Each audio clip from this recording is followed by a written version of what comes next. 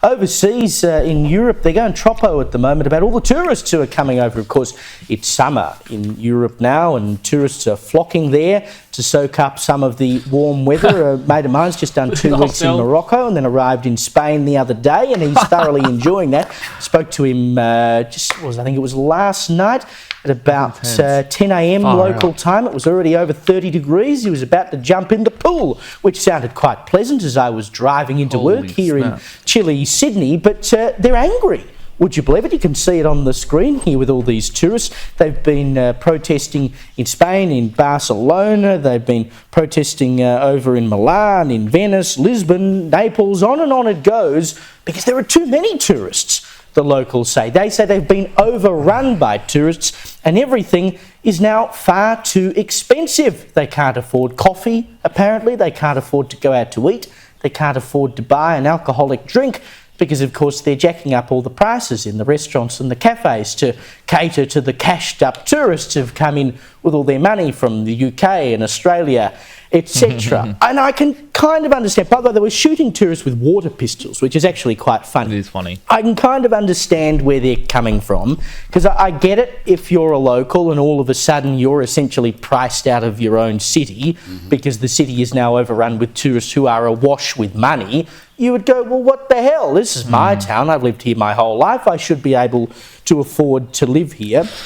Yeah, it's true. Imagine like you're like a local in a European city, and you know European cities have typically been very cheap. Like you go to anywhere like in the Budapest area or like Poland, even Greece. Like, you know, it was kind of cheap. You lived like a local. You eat at your local taverna. You have your food. You have your coffee.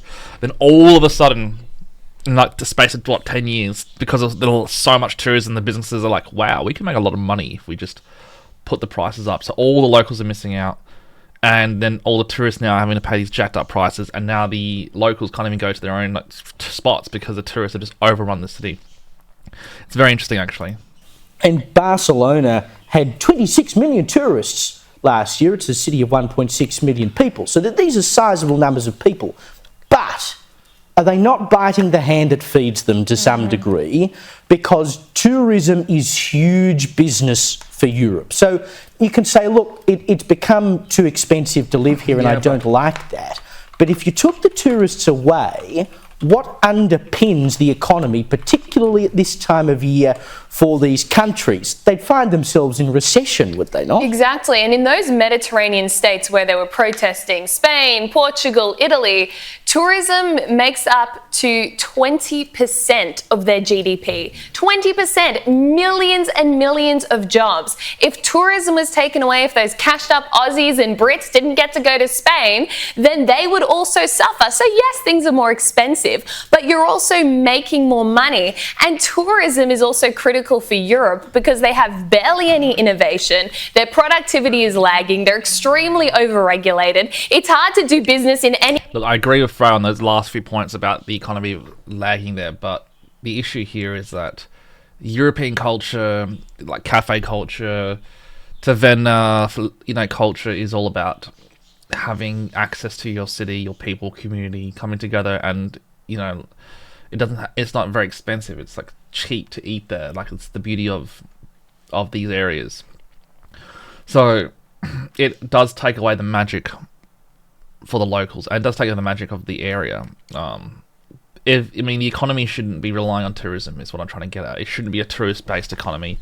I mean, you should still have tourism, but if your only means of production is tourism, then that's frightening, and that's why the culture is being eradicated.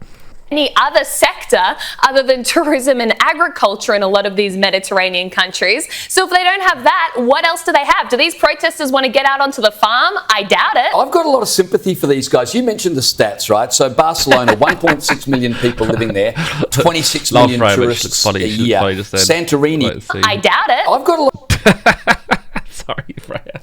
Freya, you're funny. You kind of like a female version of me in terms of like my mannerisms. Like I also do like these funny faces sometimes, and people go, "What the hell, George? Why do you look so funny for?" We look like cartoon characters, basically.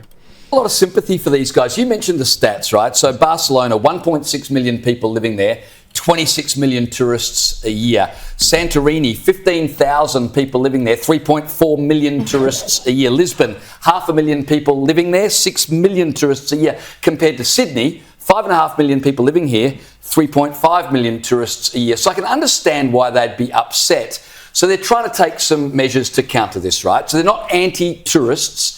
They're just anti-mass tourism that is unregulated and unchecked.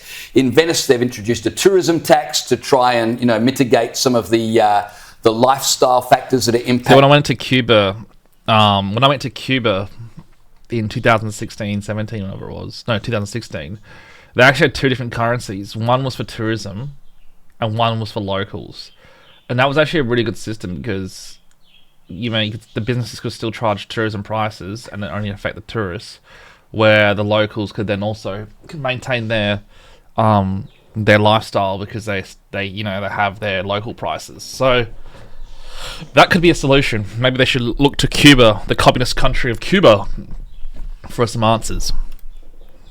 Acted by huge numbers of people. In Barcelona, they've put regulations on Airbnbs to try and mitigate the housing crisis caused by mass tourism. I like in Santorini, they've actually regulated who can and can't ride on donkeys because they had so many people arriving and needing to go up the hill on donkeys. There were complaints from locals that donkeys' spinal injuries were through the roof. Oh, no. And so now it's actually a regulation. Tourists who weigh 100 kilograms or more are not allowed to ride on donkeys. No Yanks allowed. Yeah, so they've put in some mitigating strategy. But I understand, and the villain here is not the tourists. The villain is the socialist governments who have stripped manufacturing, gotten rid of all the jobs. They've created a massive welfare state, and the only way to pay for it now is to show off the ruins of their culture. What about modern day now? What's happening now? The villain is the socialist governments who've left these people with not much option now to make a buck than to wait tables. Yeah, exactly right. And in that respect, I do feel bad for them. Their city has basically become a theme park rather than their own home. I get why they're mad. It is, yeah. Well, there you go, guys. And though the protesters... There you go. I agree. I think solutions are needed. As obviously being overrun, there must be this... Like you see, Santorini, 15,000 people live there with 3 million tourists. That's insane. And when you go there, it is like the theme park. Like, it's ruined. Tourism has ruined the Greek islands. It's not a magical place anymore. It's ridiculous, actually. So I totally agree.